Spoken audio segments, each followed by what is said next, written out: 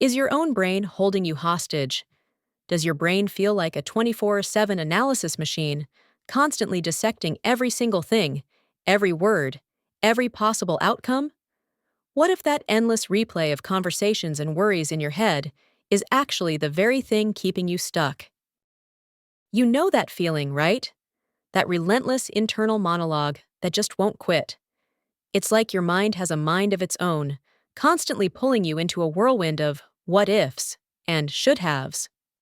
If you've ever felt trapped by your own thoughts, paralyzed by choices, or just utterly exhausted by the sheer volume of thinking you do, then this video is for you. We're going to gently unpack why some of us get caught in this cycle of overthinking, how it impacts our lives, and, most importantly, some simple, compassionate ways to find a little more peace in that busy head of yours. Stick around, because freeing yourself from the grip of overthinking might just be simpler than you think.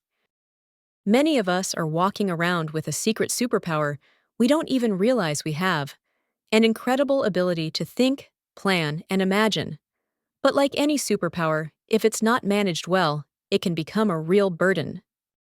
For a lot of people, especially those of us who lean towards the anxious side or who are always striving to improve, this amazing ability to think can turn into something that feels more like a prison. It's not a character flaw, it's often a deeply ingrained habit, born out of a desire to control, to predict, to protect ourselves from potential pain or failure. Think about it. When you overthink, you're often trying to solve a problem that hasn't happened yet, or dissect a past event to find a better answer. It's like your brain is a super vigilant security guard, constantly scanning for threats, even when there aren't any. It means well, trying to keep you safe, but it often ends up exhausting you instead. Maybe you had experiences where being super prepared saved you from something bad, so your brain learned, more thinking equals safety. Or perhaps you grew up feeling like you had to be perfect, so every decision became a high-stakes gamble. Whatever the root, this constant mental gymnastics isn't just a quirky habit, it's a way your mind is trying to cope. Now, while this super analytical mind might seem like it's protecting you, the truth is, it often does the opposite. Instead of making you feel safer or more prepared, it tends to drain your energy, cloud your judgment, and leave you feeling utterly exhausted. Have you ever spent hours mulling over an email before sending it, only for it to be completely fine? Or replayed a conversation from days ago, dissecting every word, every tone, imagining 100 different interpretations? This isn't just wasted time, it's emotional labor. This constant internal chatter creates what many call analysis paralysis. You become so bogged down in weighing every pro and con, every tiny detail, every potential outcome, that you end up making no decision at all. Opportunities slip through your fingers because you're still stuck in the thinking phase. Relationships can suffer because you're more focused on what might go wrong than what's happening right now. Sleep becomes a luxury because your brain decides bedtime is the perfect time for its greatest hits of worries. You feel isolated, stuck in your own head, even when surrounded by people. It's like running a marathon without moving an inch, and that kind of mental treadmill leaves you depleted and keeps you from truly living. So, how do we begin to step off this treadmill?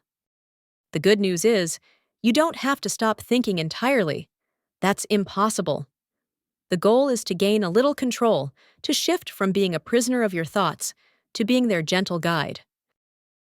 The very first step, the most important one, is simply awareness. Noticing when you're caught in an overthinking loop is like shining a flashlight into a dark room. Once you see it, you can start to do something about it. When you feel that familiar swirl of thoughts starting, pause. Just notice it without judgment. Say to yourself, here I am, overthinking again. This simple act of naming it creates a tiny bit of space between you and the thought. Next, try bringing yourself back to the present moment. This isn't some mystical trick, it's about grounding yourself. Feel your feet on the floor, listen to the sounds around you, notice the colors in the room. Engage your senses. It's hard to overthink the future or the past when you're truly immersed in the now. Another powerful tool is challenging those runaway thoughts. When your brain presents you with a what if scenario, ask yourself, is this thought truly helpful right now? Is there anything I can do about this right this second? Often, the answer is no. If there's nothing actionable, you can consciously decide to let that thought go, like watching a cloud drift by. You could even try externalizing those thoughts. Grab a pen and paper and just write down everything swirling in your head.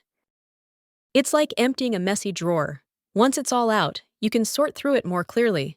Or sometimes, realize it wasn't as overwhelming as it felt inside your head. For bigger worries, try scheduling a worry time. Give yourself 15 to 20 minutes a day to just stew in your thoughts. But outside of that time, tell your brain, not now, we'll deal with this later. And remember this, imperfect action is often far better than perfect inaction. Waiting until everything feels perfectly clear will keep you stuck forever. Sometimes, taking just one small, messy step forward is the most liberating thing you can do. The big takeaway here, the key moment that can shift everything, is understanding that overthinking is not some permanent part of who you are. It's a pattern, a habit your brain developed, and like any habit, it can be unlearned and reshaped. It's about recognizing that you have a choice. You can choose to engage with every single anxious thought, or you can choose to gently acknowledge it and then redirect your attention. It's like having a remote control for your mind. You don't have to watch every channel it flips to. This takes practice, patience, and a whole lot of self-compassion, but it's absolutely possible to reclaim your mental space. So, if you find yourself constantly trapped in the labyrinth of your own mind, remember this. You are not alone, and you are not broken. Your brain is just trying too hard, often for good reasons, but in ways that no longer serve you. By becoming aware, grounding yourself, challenging unhelpful thoughts, and taking imperfect action, you can slowly but surely loosen the grip of overthinking and start living more fully in the present. This journey isn't about eradicating all thoughts, but about finding a healthier, more peaceful relationship with your incredible mind.